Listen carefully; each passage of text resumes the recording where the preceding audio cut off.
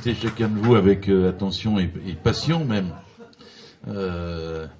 Alors, je suis traité plutôt par thème, en remerciant chacun des intervenants, de la même façon que je remercie tous ceux qui ont participé à la campagne, hein, parce que on a travaillé, mais c'était collectif. Et il y a Jean-Alain Mazas qui s'est quand même pris 5 mois pour venir à Paris. Fallait me supporter déjà.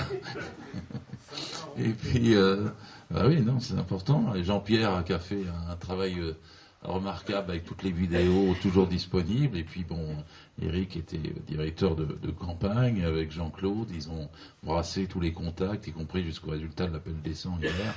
Et après, tout le monde s'y est mis dans les villes où je suis allé ou celles où j'ai pas pu aller. Mais il y a eu un travail collectif, une mobilisation de la revue, de son comité de rédaction et de son collectif.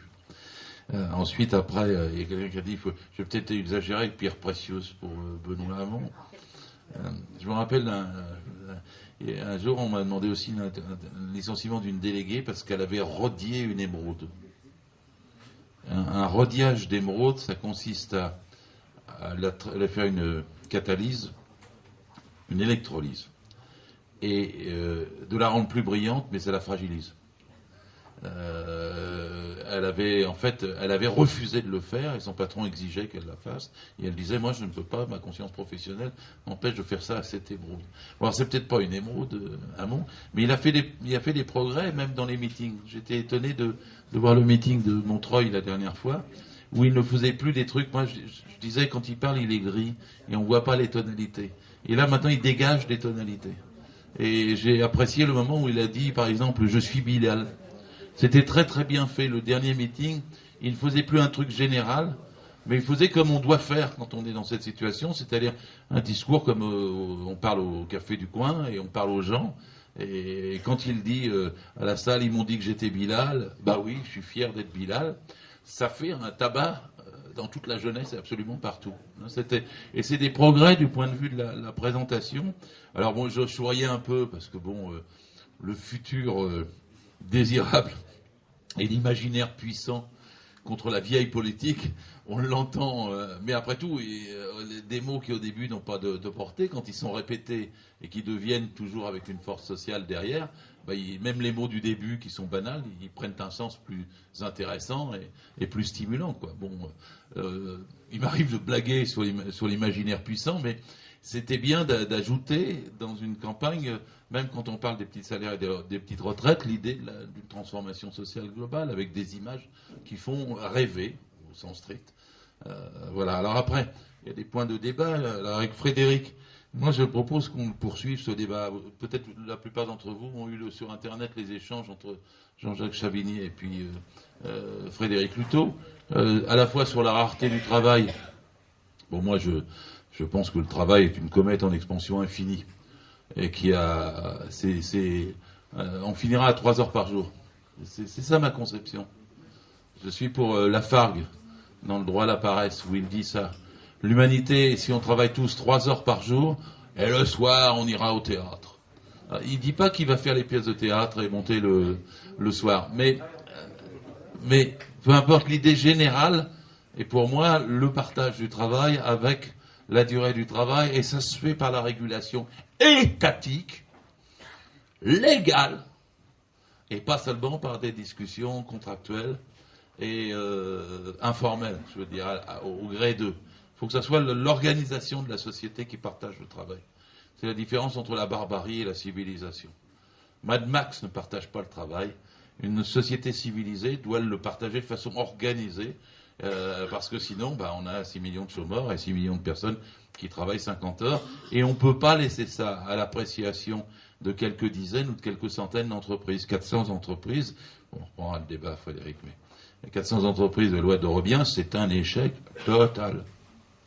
Total. Il y a 1 200 000 entreprises. J'ai entendu Laro Tourou me dire à chaque fois, il y a les biscottes Pasquier, et puis, la brioche Pasquier, et puis etc.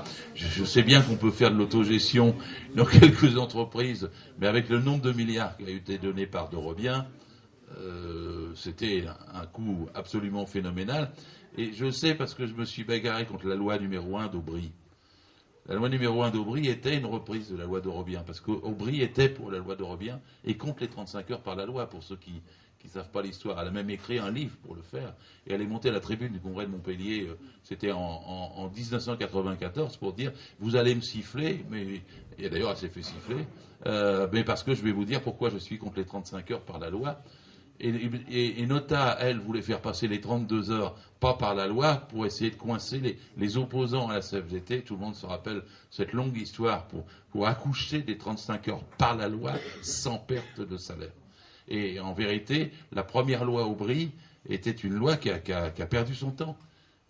Si, quand Jospin a dit 35 heures sans perte de salaire, il y a eu un débat, c'est pour qu'il n'y ait pas deux lois. Et nous, la gauche socialiste, nous étions pour une seule loi. Et ils ont fait la première loi par contrat, en signant avec les entreprises, pour éviter qu'il y ait une deuxième loi par la loi. C'était le débat entre juin 98 et puis le novembre 99. Et en vérité, Strauss-Kahn, Aubry, tous ceux qui étaient contre les 35 heures par la loi essayaient de gagner du temps. Martine Aubry essayait de faire du dorobien en disant négocions, voilà les chiffres de contrat. Et quand elle avait fini toute la première loi, elle avait plus que dorobien. C'est-à-dire qu'elle avait à peu près 1 million de salariés concernés par ces contrats sur 18 millions. Avec une bataille là qui était nationale pour la première loi Aubry. Et là, son nom était touché par les 35 heures que quand il y a eu la deuxième loi, c'est-à-dire tous ceux qui étaient en dessous de 20, ça faisait déjà à peu près 5 500 000 personnes qui n'avaient pas été touchées avant. Et tous ceux qui étaient, tous ceux qui étaient à fonction publique, ça faisait encore 5 millions de personnes. Et sur les 10 millions, si on prend la masse de 22 millions de salariés, sur les 10 millions, donc 10 millions n'ont eu les 35 heures que sur leur bulletin de paye du 30 janvier 2002, au moment où Jospin était en train de perdre parce qu'il la défendait plus. Et les autres, sur les 10 millions du privé, à peu près 1 million avaient en pratique les 35 heures par la négociation, dans des conditions qui étaient elles-mêmes coûteuses, et où à la fin, dans la deuxième loi, il n'y avait plus de contrepartie, c'est-à-dire donc plus de contrôle, quand on donnait de l'argent aux employeurs pour passer aux 35 heures. Je dis ça parce que c'est un débat passionnant de revenir sur tout ça. Moi, je propose qu'on trouve, pour tous les copains il n'y a pas besoin de faire un débat, mais pour tous les copains qui ne l'ont pas suivi, il y a des échanges sur la réflexion du travail et sur la façon dont le partage du temps de travail s'opère. Et c'est une très bonne discussion. Pratique, théorique, illustrative qu'il faut poursuivre, comme ça nous fera encore progresser tous en matière de théorie. Alors ensuite, après, j'ai entendu une intervention sur la question de la santé.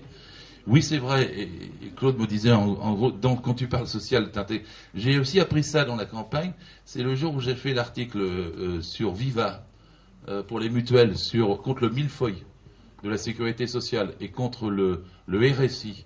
Je le disais assez souvent, on le disait assez souvent, mais on ne l'avait jamais dit avec un peu de portée, un peu de force comme ça.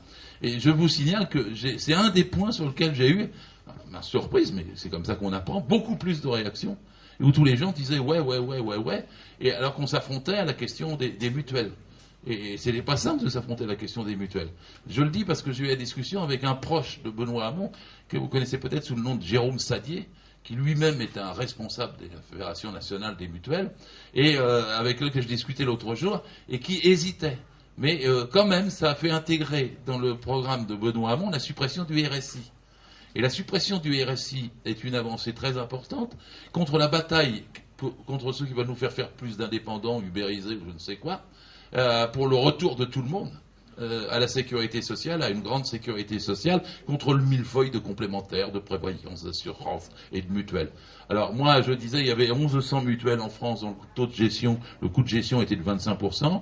Bon, Jérôme Sadier me dit l'autre jour, parce que j'ai pris le soin de le travailler au corps pendant le meeting de Montreuil, il me dit non, ils ont réduit à 400 et le taux de gestion baisse. Je ne crois pas.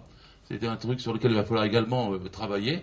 Et nous sommes aidés par une pétition qui circule, que je suggère qu'on soutienne, parce qu'elle est bonne, qui est celle du professeur Grimaldi, qui a 250 000 signataires, 280 000 je crois. On connaît bien André Grimaldi depuis aussi 40 ans, ça ne nous rajeunit pas, mais il y a un thème là qu'on a à creuser parce qu'il est très utile et complémentaire à ce qu'on peut dire. J'ai entendu sur la santé.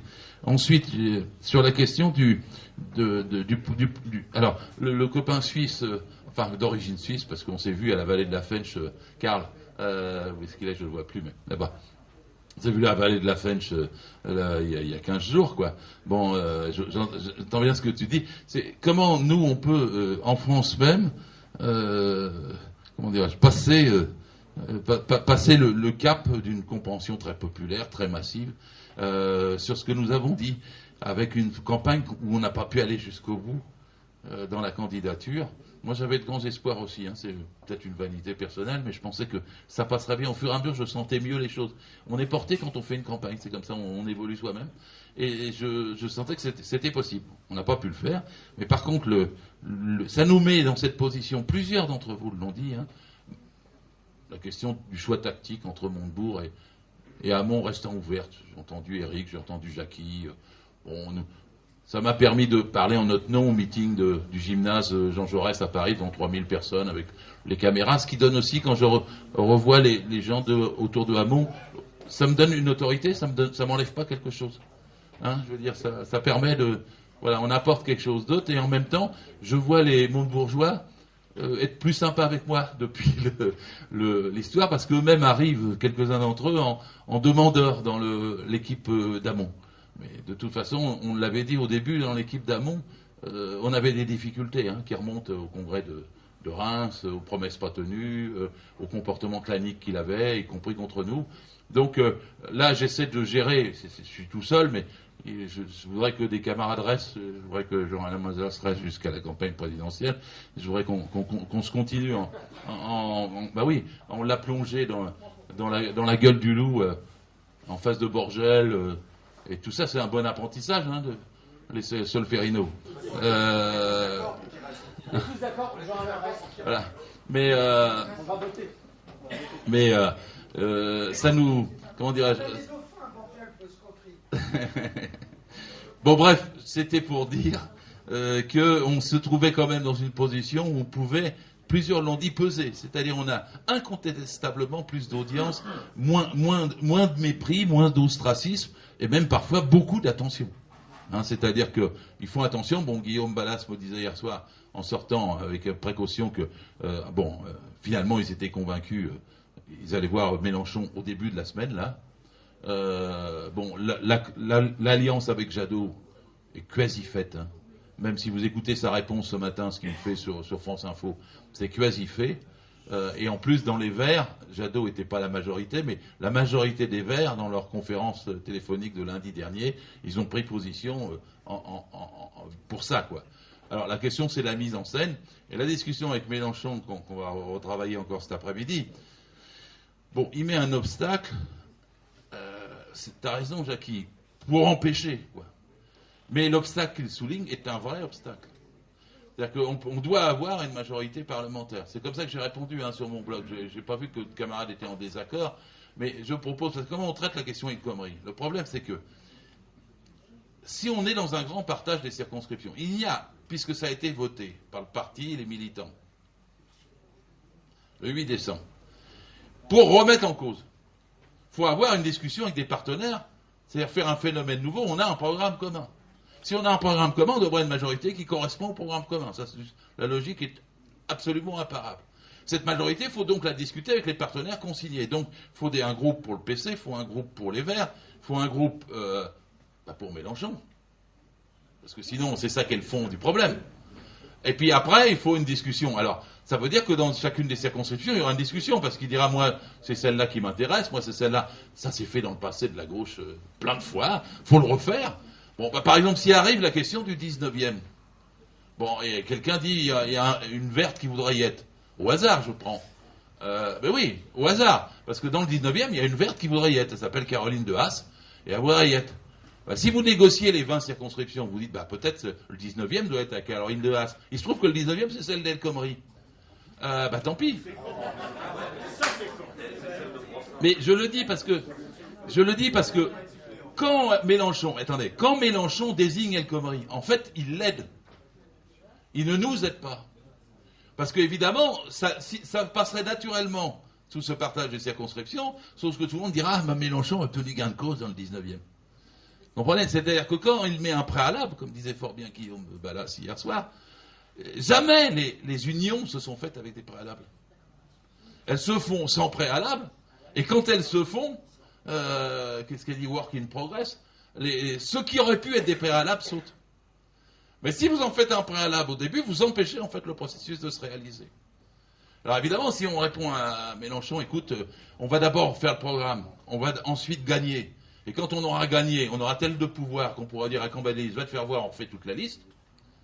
Il va dire, bah faites-le maintenant. Ah ouais, non, ça marche pas comme ça.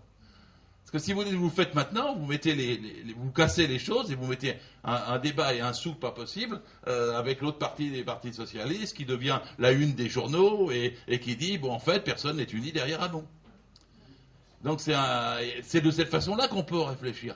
Donc moi j'ai essayé de répondre en disant, bien sûr il faut une majorité parlementaire qui aille avec le président qui sera élu. Bien sûr. Maintenant, ça va se faire comment? Ça va se faire en rediscutant. À partir du moment où on a un programme commun, la discussion, c'est un package. Et dans le package, bah, il y a la rediscussion des circonscriptions pour que tout le monde soit représenté. J'ai même dit des cas précis, puisqu'il y a les copains d'Amiens qui disaient qu'il était entre je sais plus qui, là, de Robien et Eric, oui, là, je ne vois plus. De Robien et Macron. Mais aussi quelqu'un d'autre, par exemple, dans ton coin. C'est Ruffin. Parce que, sans révéler ses conversations privées, parce qu'on s'aime bien avec Ruffin depuis des années, et il est venu souvent à DS, etc. Mais hier, il me dit, il demande à me voir, puis il me dit, bon allez Gérard, je suis pas fier de ce que j'ai fait la campagne sur on ne vous trompe plus jamais PS, c'était une connerie. Mais c'est important. C'est important. Et il dit, je vais pas faire une autocritique publique, parce que de quoi je vais avoir l'air. Mais évidemment, maintenant, c'est changé. Après la discussion qu'on avait eue à la gare d'Amiens, c'est une discussion avec tout un groupe entier de ceux qu'on fait nuit debout, cette question-là. Hein, parce que moi, j'ai eu des débats à la Bourse du Travail, il y avait 500 personnes dans la salle avec lui sur cette question, qui étaient des débats un peu paradoxaux, parce qu'il me faisait venir pour conclure la réunion, et c'était la réunion sur « nous ne voterons plus PS ». Et ça donnait un truc un peu bizarre. Il disait, bon, alors on est en pleine contradiction parce que on va demander à Gérard, qui est au BN du PS, de venir dans une réunion.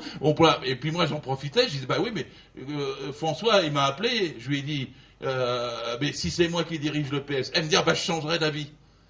Mais cette seule hypothèse faisait surgir dans la tête des gens qui étaient dans la salle plein de choses. Et cette hypothèse se réalise en partie, c'est pas mais par amont.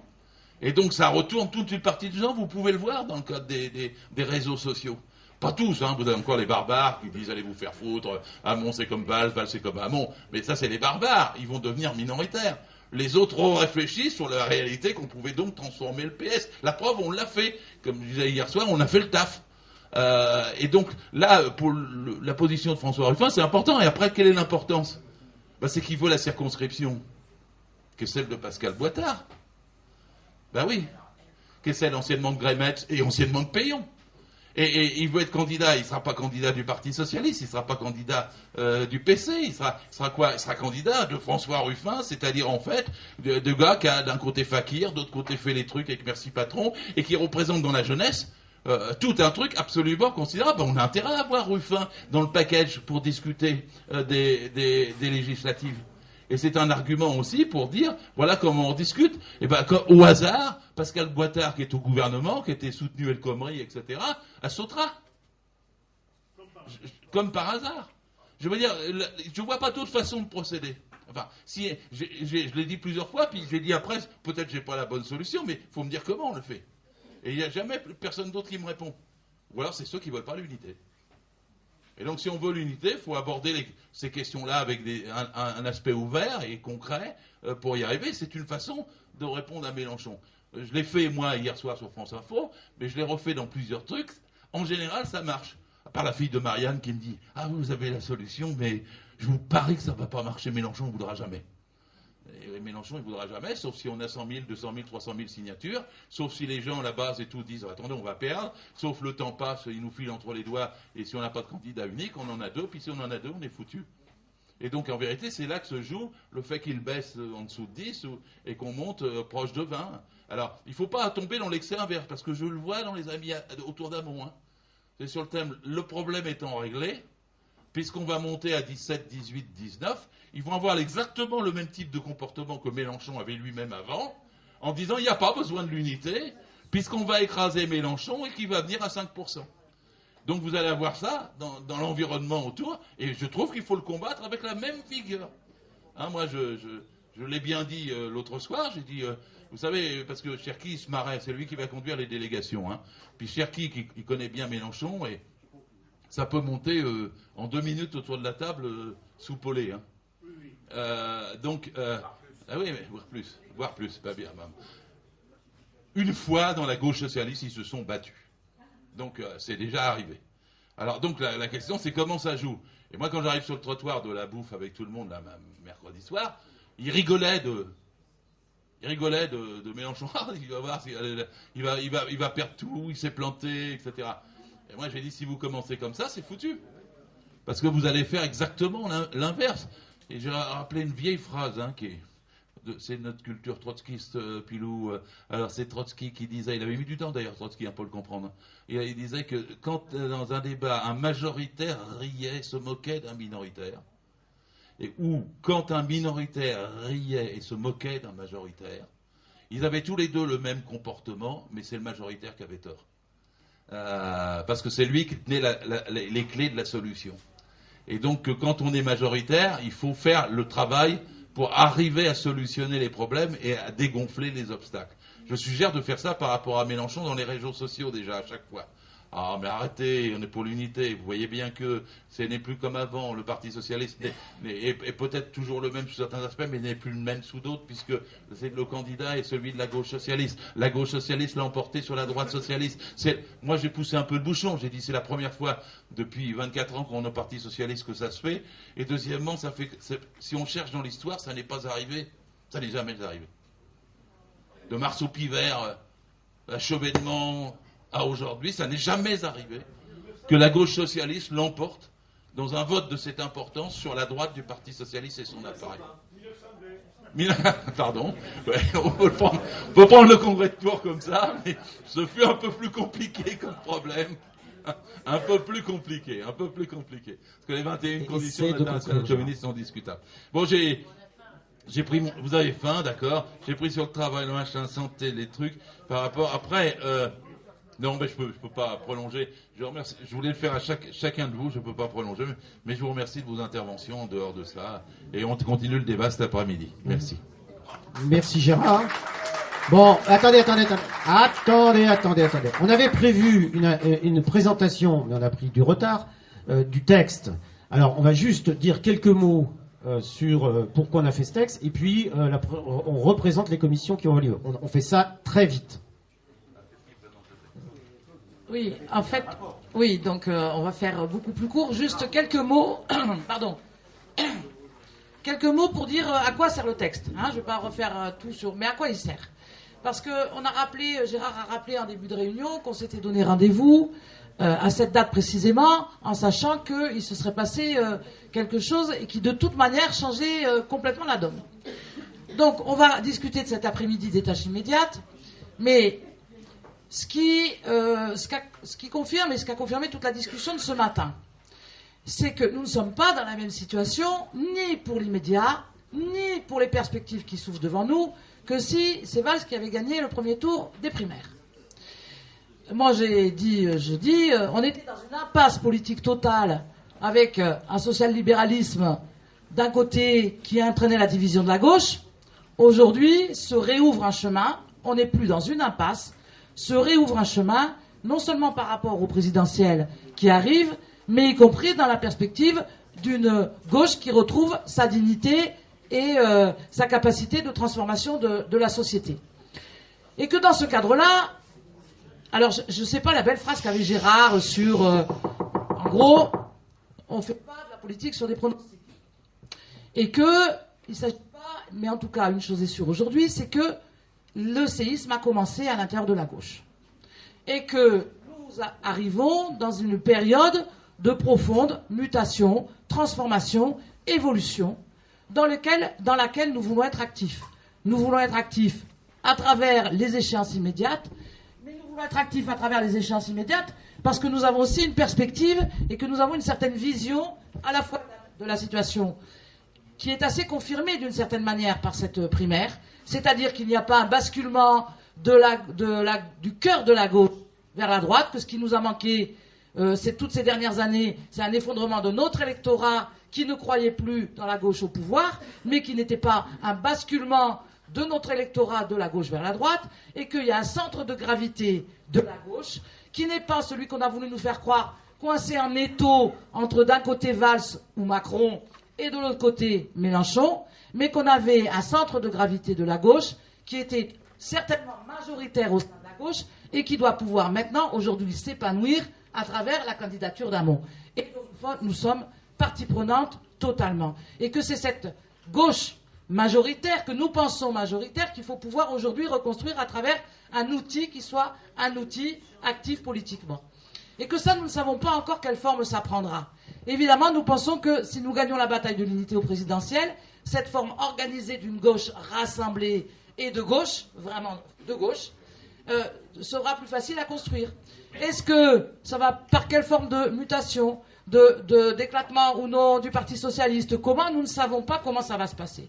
Ce que nous voulons à travers ce texte, c'est dire que nous en sommes partie prenante, et nous en sommes partie prenante parce que nous voulons la gauche rassemblée, j'avais prévu de développer un peu, mais voilà, et que nous le faisons sur la base de ce que nous avons au cœur, le social. Je ne reviens pas sur tout ce qui a été dit ce matin, sur nous pensons que la lutte de classe existe, oui, nous pensons que la défense du droit du travail, etc., c'est au cœur des préoccupations de la gauche.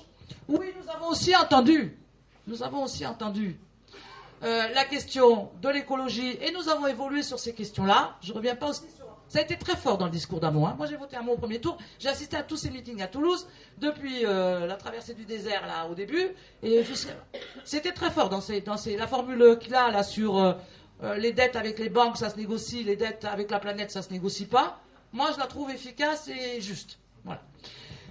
Je ne sais plus où je me suis perdu là, et du coup, sur les questions sociales, j'y reviens pas, on l'a dit au cœur de notre programme.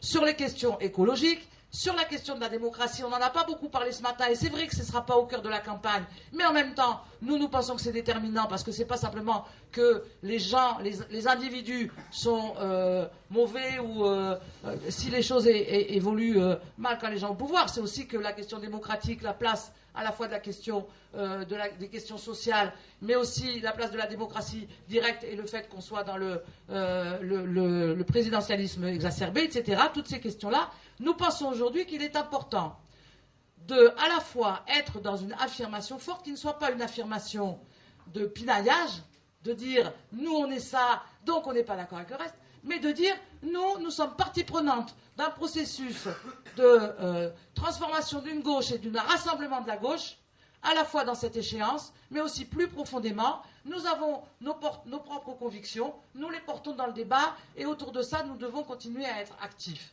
Ce texte, je pense que c'est ça sa fonction. C'est de ne pas ni faire de pronostics, ni de dire on va quitter le PS, on ne va pas le quitter. Voilà. Qu'est-ce qui va se passer?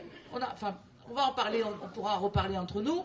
Il ne s'agit pas de dire, il faut que nous soyons, on l'a dit ce matin, ouverts à tous, parce que nous avons rencontré des tas de gens dans cette campagne, et Gérard l'a dit, nous pouvons parler avec des gens dans toutes les inscriptions de la gauche aujourd'hui, qu'ils soient au PS ou pas au PS, nous pouvons travailler ensemble par rapport à ces objectifs à court et à long terme d'unité de la gauche. Voilà la fonction de ce texte, donc qu'on continuera à travailler dans les commissions, donc qui travaillera avec tous ceux qui veulent travailler sur ce texte pour l'affiner, parce qu'il y a des choses qu'il faut retravailler sans doute.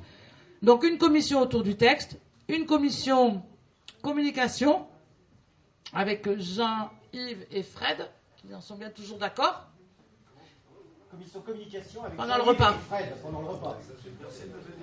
Voilà, c'est pour ça que je le vérifiais, Fred, de voir si tu étais au courant et si tu pouvais. Voilà. Et une commission organisation. Alors, Bernard et moi. Voilà. et qui, alors je peux me permettre une question, Eric, est-ce que cette commission elle va surtout travailler l'organisation immédiate pour la campagne, ou est-ce qu'elle va travailler aussi plus largement? C'est comment démocratie et socialisme améliore son fonctionnement pour être plus efficace. Donc c'est l'organisation de ce que nous représentons, nous, comme collectif. Voilà. Bien, mais personne n'est obligé de participer à des communications. Hein. On dira, voilà, ceux qui veulent travailler, ils se mettent là, ceux qui veulent travailler là. Donc, Jean-Alain,